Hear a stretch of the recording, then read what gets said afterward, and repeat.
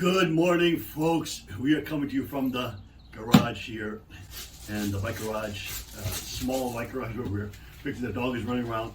We apologize. The weather outside was no good, so we had to come back in here, plug in over here.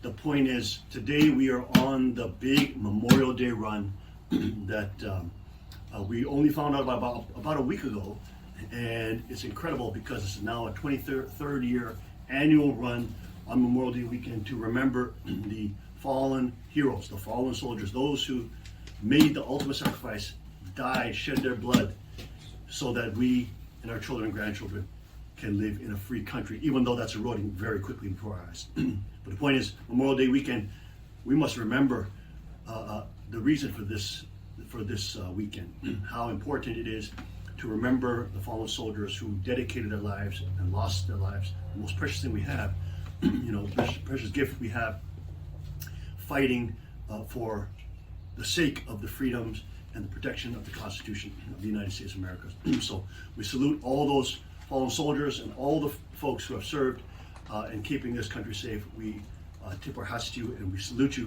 this weekend. We thank you from the bottom of our hearts, and all the folks that are watching. We always remember deeply in heart, because why? We know here, of course, in Cheongguk, that True Father was freed by the American forces.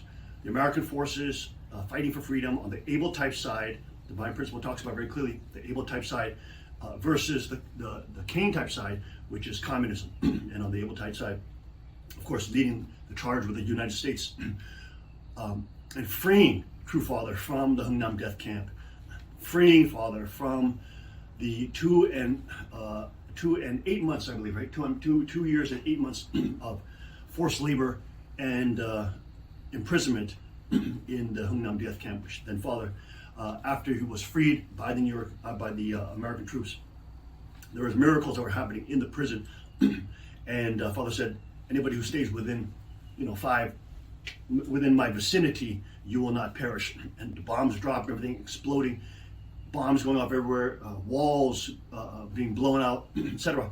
And just as Father prophesied, just that small vicinity around Father was protected, and they were all able to flee. That's how he got out of the Hungnam prison. It's because of the American armed forces. So we salute the able type side of God's providence, those who stood up for liberty and for the protection of God-given human rights.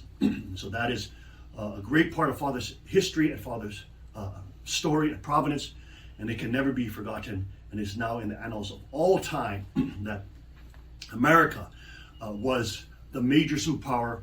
America played the critical able type leadership role in freeing Lord St. Advent when he was imprisoned in the communist death camps. Father, of course, made his way eventually to Pyongyang and all the way down to Busan on foot through the winter, the bitter Korean cold and the mountains, very mountainous terrain, but of course, totaling we did a calculation, about 600 miles.